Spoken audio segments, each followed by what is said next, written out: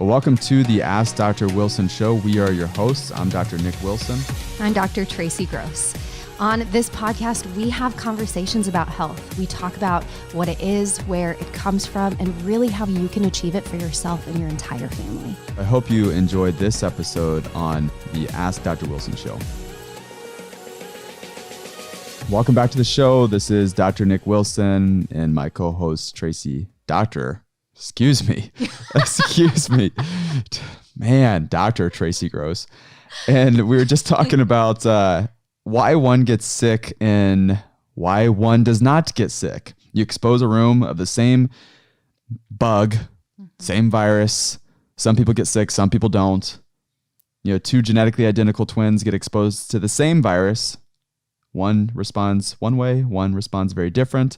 Genetically identical. Why is that? And we talked about that there's a vast difference from the way we function within our bodies, and that really is the secret to health is optimal functioning.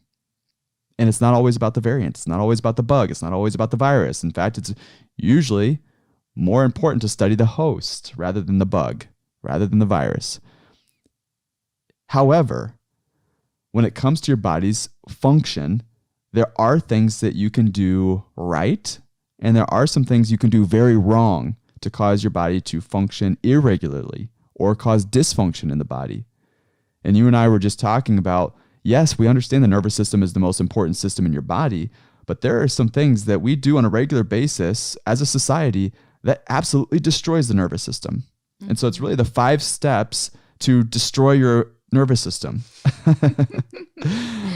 True, but we could also spin it the other way, and we can say 5 steps to enhance the function of your nervous system. I like to say like the 5 things you're killing yourself with daily that you've got to stop doing. Tough love. So maybe you can be good cop, I'll be bad cop on this one, okay? Yeah. Great. So your nervous system controls everything, yes? Yes. All right. And it's the most important system in your body, yes? Yes. Okay, well, people don't know that. Mm. You know, if you ask people what's the most important system in your body, what do they say? You and I ask that question all the time. Yeah, they'll say like your heart. Right. Well, what happened? Okay, so here's the deal. When do they pronounce you dead? When your heart stops beating or when your brain stops? Right? Mm-hmm. When, think about this. When somebody, you and I have had to do CPR and get recertified for CPR a lot. You can keep the heart pumping by just pushing on it. Mm-hmm. Right. You can inflate the lungs by, doing mouth to mouth. But when your brain stops, you stop. Right. Mm-hmm. So the nervous system is the master control that makes up the brain and spinal cord. Yet it's not just a mechanistic brain that sends a message down a cord like a wire. This is information that is passing to and from organs. Your organs, when they're in trouble, sending a message back to the brain to tell the brain to send the immune system responses or the pro-inflammatory responses to then send those whether it's cytokines, whether it's the nutrients, or whether it's cells, to then send those signals to repair the tissue, to heal the tissue. And then it's just this constant loop, this constant communication that is happening to your body, from the brain to the body, back and forth. Yes? Yes. Did you follow that? And yet, it's the most neglected system in modern healthcare. Mm-hmm, mm-hmm. Like any other system that someone could name as the most important system in the body, it's controlled by the nervous system. Mm-hmm. So once again, getting back to that master control center, we need to make sure that the nervous system is strong, that it has integrity, because it controls literally everything else in the body. That's right. That's our starting point. That's the starting point. Now, there are some things that we can do to damage the nervous system, right? There are some things that we can do wrong on a daily basis that will just absolutely make this more, it's going to create a scenario where it's more work than necessary. Do you know what I mean? Like, it's just you're making it hard on yourself, people. Mm-hmm.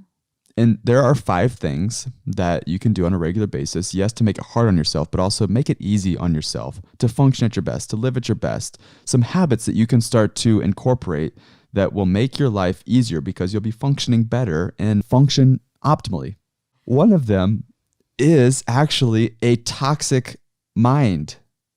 What do I mean by that? Like, your thoughts have a huge influence on how your nervous system responds day in and day out, right? So these toxic thoughts or negative emotions of fear, anxiety, depression, worry, right? These are all things that cause your nervous system to ramp up unnecessarily, to be in that fight or flight or freeze state where your nervous system really is not balanced the way that it should be. And I say fight, flight, or freeze because why? Because that's one part of your nervous system that is intentionally there, that when you're in a stressful situation, say the mama bear in the woods, this example that we use sometimes, that you see the mama bear in the woods, you come, you're rounding the corner in the woods and boom, there's a bear, a big one, protecting your cubs. Well, there's a part of your nervous system that kicks into gear to get you out of there very quickly, right? That's your sympathetic nervous system. That's that fight, flight, or freeze. That's okay, mama bear in the woods. That's okay in that situation. But it's actually really important in that situation because you need your sympathetic nervous system to kick in order to send blood to your arms and your legs. You're not necessarily wanting to be digesting your lunch while you're trying to run away from a bear, right? Yeah. Okay. So another example, because it's fresh in my mind. My burglar alarm goes off at 3:15 a.m. Right? Yeah. Like last night. This is fresh. And here I am stumbling out of bed. I feel like I have the worst planning and tactical methods to address a burglar entering my home at 3:15. Like, I stumbled out there like a caveman, just like bumbling and eyes barely opened. But the closer that I got out of my room, all of a sudden I realized, oh, crud, like my burglar alarm is going off. My innate instinct was to go straight there and not necessarily go to, I want to tell everybody in case they really think about breaking in, not go to my guns. Like Dr. Nixon, easy target. Nope, got guns. But as soon as I crossed that threshold, all of a sudden now my heart rate is up. I could feel like my blood pressure, like, oh crap. Like, I could feel like this tingling into my arms and into my toes. Like, oh man, are we about to have to, is this going to get real here? Turns out it was a smoke detector. I learned that my smoke detector is tied to my alarm and it sounds the same. I don't like that. Yeah. But that's a fight or flight situation. Like, all of a sudden my physiology changes, right? Well, your physiology changes with your thoughts, right? Your physiology changes with your emotions, with what you might perceive as stress when it's not really stress, right? Maybe it's that relationship issue that you're having that is just constant stress. Or maybe it's that, especially during this COVID world where you can't see your loved ones and they're saying, hey, you've got to get this shot to be able to be around me or be able to see me, or you've got to get this shot in order to be employed here, or you've got to, whatever that thing is in this world that we're living in. I'd say there's probably more stress, emotional stress right now than there typically is. Would you agree with that? Oh, absolutely. Absolutely. And it's even the constant passive inundation of information, like the news, the magazines, websites, all of those things. None of that is fueling a restful state in your mind. So now more than ever, we have to be so intentional with protecting our mindset and making sure that we do not have toxic thoughts. Yeah, I like that word you used, restful mindset. Restful. When you carry joy and peace and be intentional with what you do allow into your mind, then you really are protecting your mind, and you're putting your body into the state and your mind into the state of, when you walk into any situation, that you're walking in there with joy and peace and rest. And you and I know it's bigger than just being intentional with what you read and what you listen to and all that stuff. But there are some basic habits that you can do to help yourself there. And some things you can do very wrong. And one of those things doing very wrong would be waking up with the news. Yes. Waking up with and exposing yourself to the social media news, because that's also another form of news that can cause stress. One of the pastors that you and I like and listen to talks about social media and how oftentimes social media can also give this perceived idea that everyone else's life is awesome. Right? It's the highlight reel. Well, that's what he said. He said you're comparing your day to day to everyone else's highlight reel. And it's just not accurate. You know, that person who's posting that selfie and looks great, they found perfect lighting, right?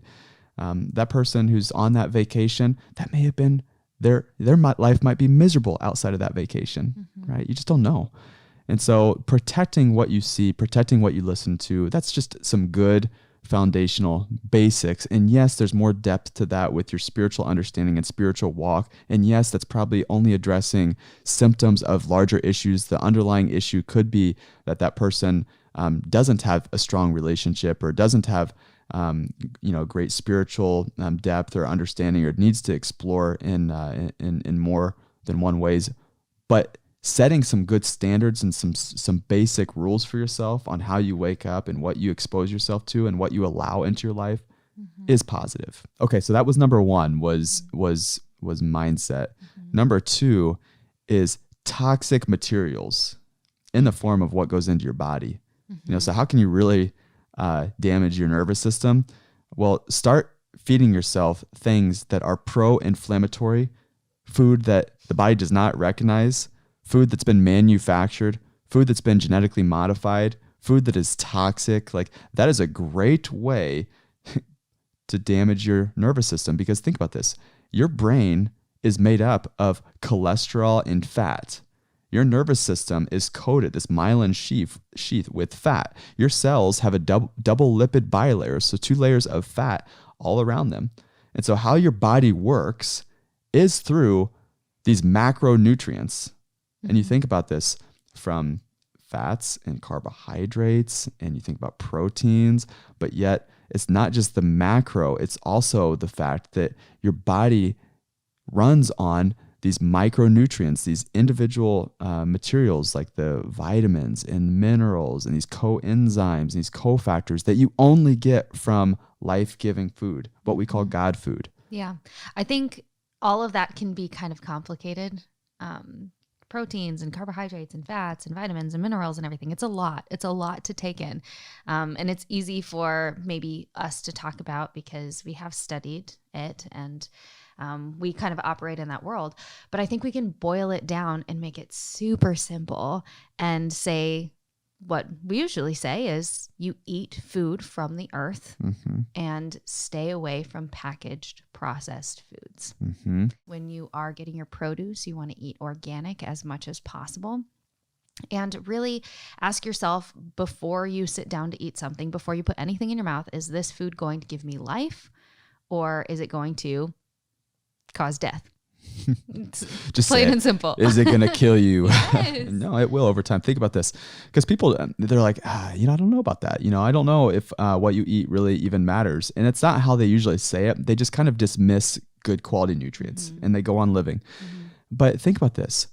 There is a vast difference between somebody who is eating bologna sandwiches and white bread, AKA prisoners, because that's what, you study prisoners. Why do they have such a short lifespan? It's because think about this. Their lifestyle is so toxic. They're not only in this little cell, they're not only not enjoying life, but the food that they're eating, bologna sandwiches, white bread, they're not eating good quality nutrients, and they age prematurely. They suffer with chronic sickness, and they die early. And so consider this. What goes into your mouth becomes a part of your body.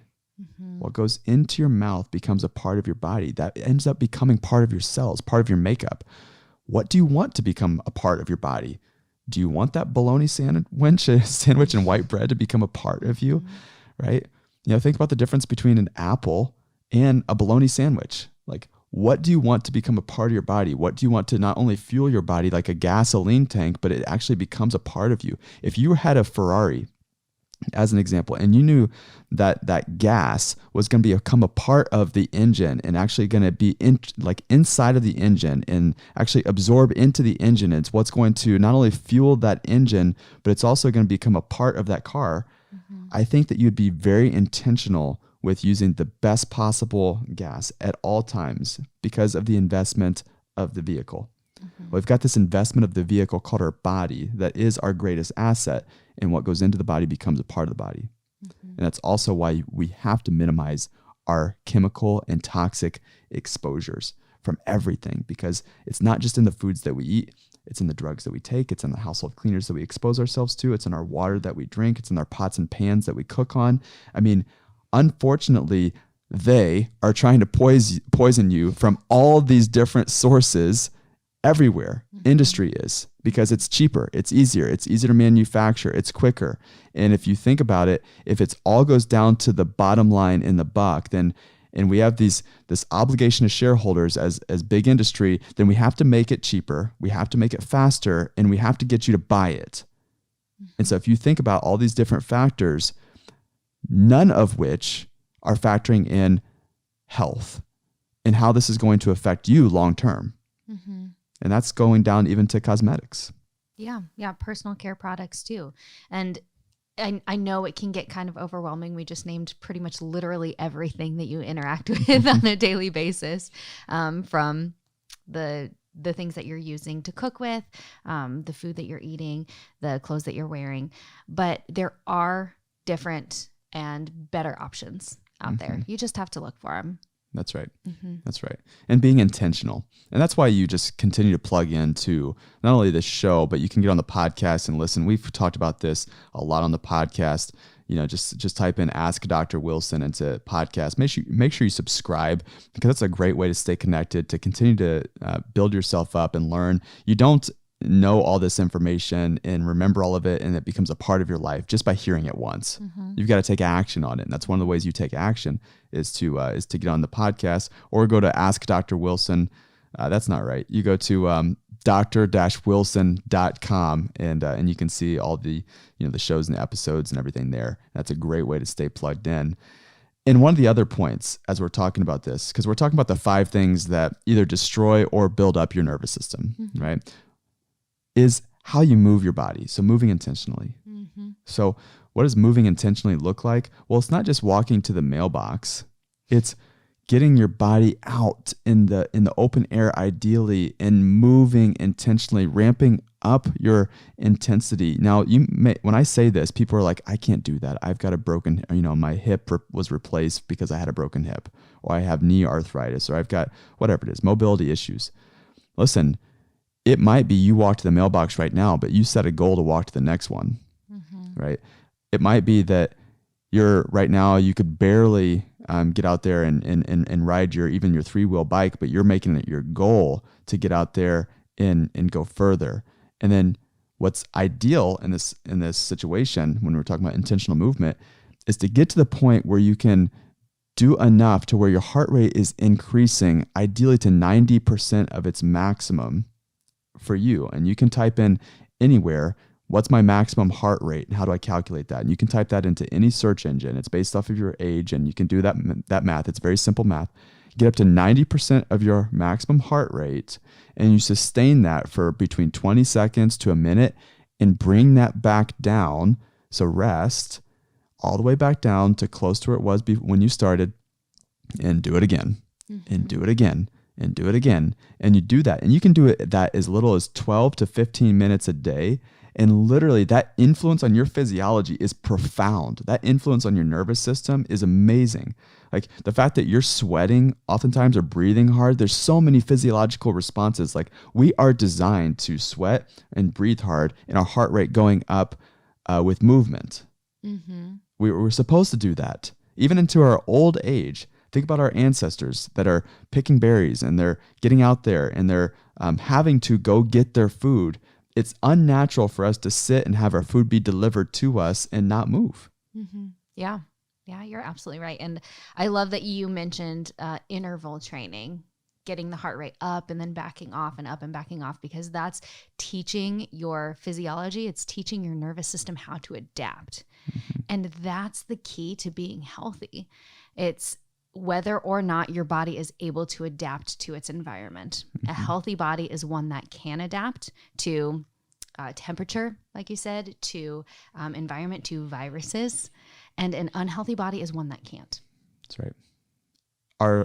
The last point I want to make about this is, and I think the most important part of this, and oftentimes the missing link in healthcare in general, is the alignment of your spine. And let me give you an example. I had a person come in, is a patient who came in at an initial visit. He was a CrossFit coach. Amazing. So what that means, he was basically a personal trainer.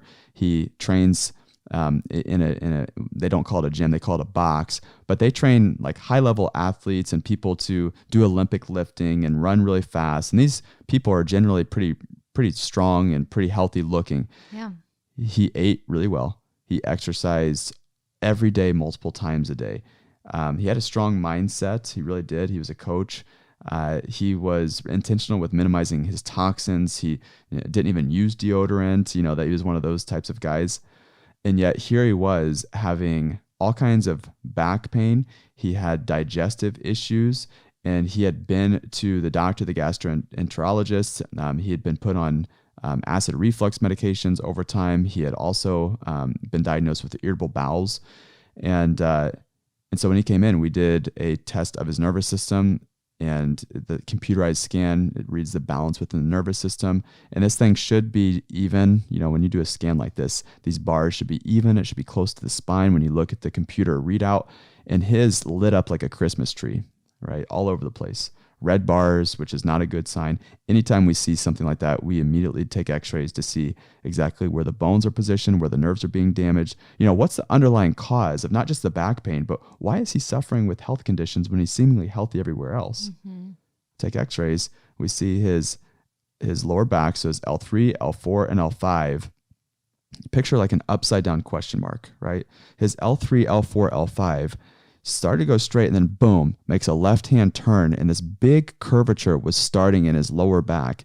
Now think about this. He's in his early 30s. He's putting weight on his back doing these Olympic lifts, like 225 pounds, and he's doing these snatches and overhead presses and everything else. He's putting all this additional stress, this additional weight on his lower lumbar spine, yet his lower lumbar spine is out of alignment. And sure enough, where do you think those nerves go? Into his bowels. Yeah. And so he's starting to feel some twinging down to his legs. Those are same nerves that go down to the legs. Now, the thing is, you don't always feel this right when it starts. This, for me to be able to see what I was seeing on that x-ray, that didn't just like happen overnight, like he was in a car accident or did a bad lift before. That had been developing probably since he was a kid, but right now he's just now feeling it. And those nerves are just telling him like that warning sign, hey, there's something problematic here.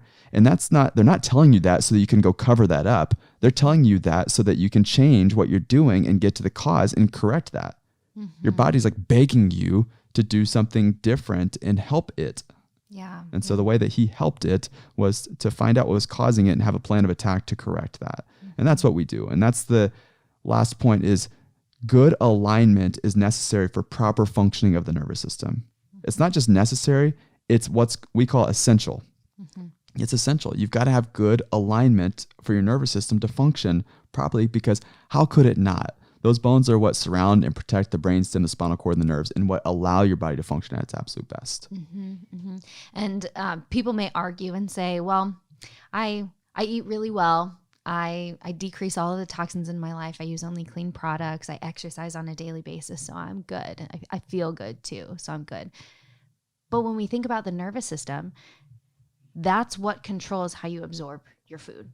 You can eat all the kale in the world. You can eat all the broccoli in the world. You can decrease your toxins. But if your body isn't able to utilize what you're putting in it, then it's not going to produce the outcome you want. You're not going to be healthy.